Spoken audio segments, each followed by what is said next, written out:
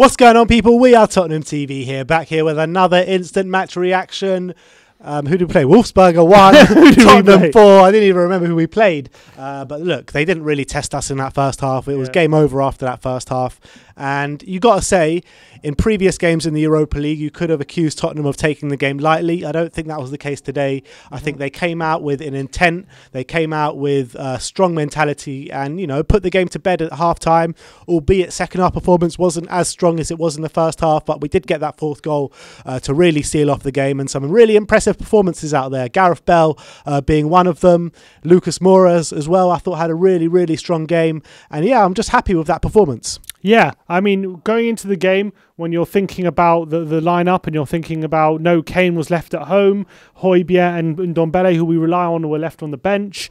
You know, big opportunities for Bale and Dele Alli. I thought they stepped up well. I know the level of opposition, 6th in the Austrian league and not doing particularly well, but they did have to get through the groups to get to play us in the knockout, so you've got to give them that sort of credit. And I thought we got the job done, pretty much game over by half-time.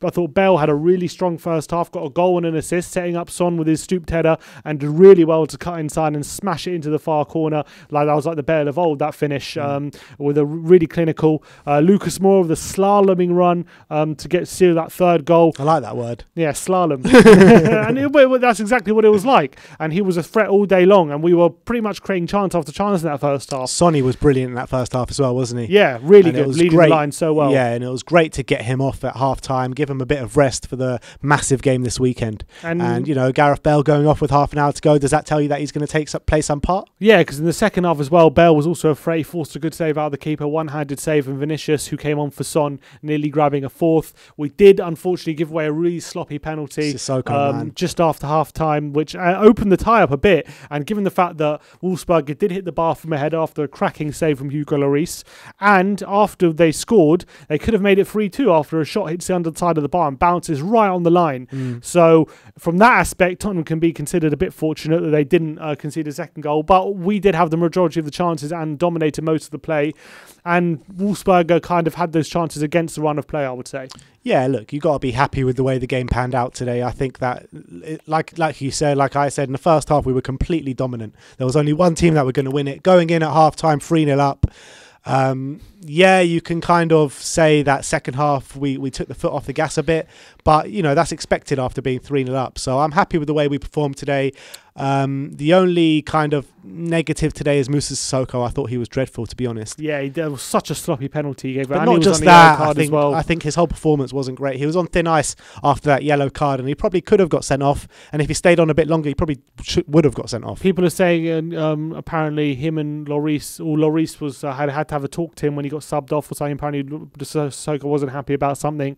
I have to watch that back. But yeah, it wasn't a great performance. But I think just the most important thing was the main players got a rest. The decision to rest them was justified with the result, and I think it was important that after a very grueling week we had, the key players did get that time off a bit, and it didn't affect the result, and we got the result we needed out of it, and we can go into West Ham knowing that Ndombele and Højbjerg and Kane and Son all had a bit of a rest, and they should go into this game full of energy. And it's a massive game on the weekend, so we had to get this game out of the way with key players having a bit of a breather, and that's exactly what happened. And it's good for Dele and Bale to come into the team and prove and kind of have a bit of a deciding factor in the game, especially Bale, who I thought had a really strong performance for an hour.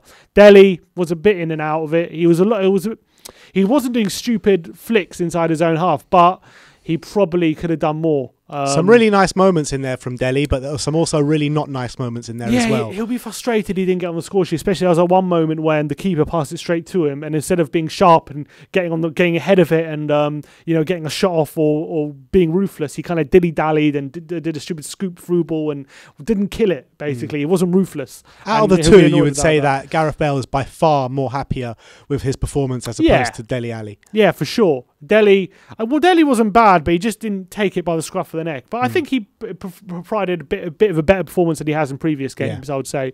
So hopefully them two can really start making influence in the second half of the season, and they can really provide another option for us in the squad. All right, so there you have it. And Vinicius obviously rounded up 4-1. Yeah, Vinny goal. I mean, he wasn't that good when he came on, but he got that goal, and that's the most important thing. I feel like that's been the story of his Europa League campaign all the time, getting a predatory goal without looking unbelievable. Look, if you can get those goals, those predatory goals, that's what we need at the moment. That's what we need when he comes. That's his job. It's true. We need someone who can get those tap-ins and be a bit of a poacher. Exactly. And that's what he did. He rounded off the scoreline, because I think at 3-1, there's still a glimmer, not really a glimmer, but there's like a tiny bit of hope for them at 3-1, because although they need 3 goals, it's still there for them ish.